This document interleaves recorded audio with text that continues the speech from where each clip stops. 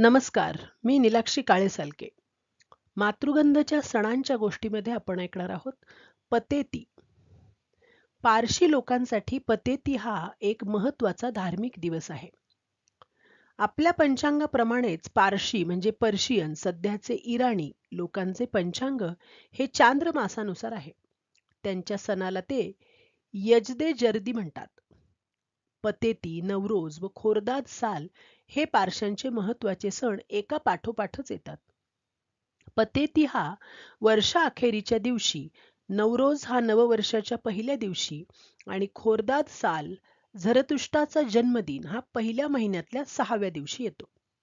त्यापैकी पतेती हा सण होऊन गेलेल्या वर्षाचा आढावा आणि येत्या वर्षाचे शुभ संकल्प करण्याचा अशा दोन्ही अर्थाने महत्त्वाचा आहे. पतेती हा शब्द पतेत पासून बनला आहे. पतेत ही एक पश्चात्तापदर्शक प्रार्थना असून कळत नकळत हातून घडून गेलेल्या पातकांच्या क्षालनार्थ ती केली जाते.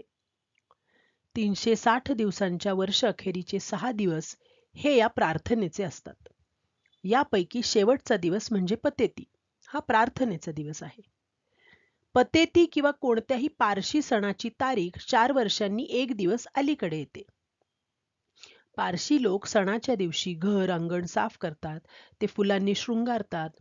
आपल्याप्रमाणेच रांगोळ्या घालण्याची, धूपदीपाची ही पद्धत त्यांच्यामध्ये आहे. देवळाप्रमाणे आतश बेहराम या त्यांच्या अग्यारीला भेट देऊन तेथे प्रार्थनेचाही प्रघात प्रत्येक सणाला असतो. पतेतीच्याच दिवशी पारशांच्या इतिहासातील महत्त्वाच्या गोष्टी घडल्या, त्यांचीही आठवण केली जाते. पारशी वर्षारंभ दिनाला नवरोज म्हणतात. तो ऑगस्ट अखेर किंवा सप्टेंबरच्या आरंभी येतो. पहिल्या महिन्याचा पहिला दिवस म्हणजे नवरोज. या दिवशी पारशी लोक त्यांच्या देवळात म्हणजे अग्निमंदिरात जातात.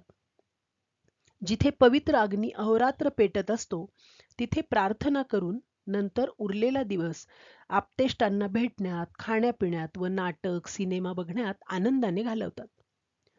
नवरोज पासूनचा 6वा दिवस म्हणजे खोरदाद साल हा पारशी धर्माचे संस्थापक झरतुष्ट्र यांचा जन्मदिन होय.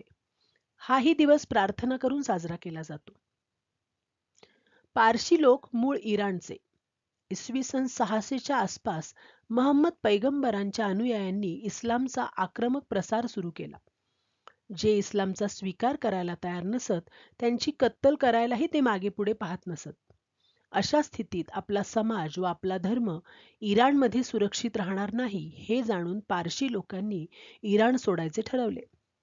आपला धर्म हिंदुस्थानात नक्की सुरक्षित राहील व तेथे आपल्याला कोणत्याही प्रकारचा त्रास होणार नाही असा विश्वास वाटल्याने त्यांनी हिंदुस्थानात यायचे ठरवले. इराणहून ते समुद्रमार्गे प्रथम गुजरातमध्ये आले व संजान या ठिकाणी किनाऱ्याला लागले. अशी गोष्ट सांगतात की त्यांनी तेथील राजाकडे आश्रय मागितला, तेव्हा राजाने त्यांना दुधाने भरलेला एक प्याला दिला. त्याचा अर्थ असा की या राज्यात आता आणखी लोकांना जागा नाही.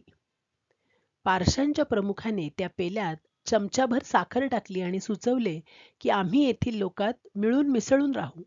तेव्हा राजाने त्यांना आपल्या राज्यात आश्रय दिला.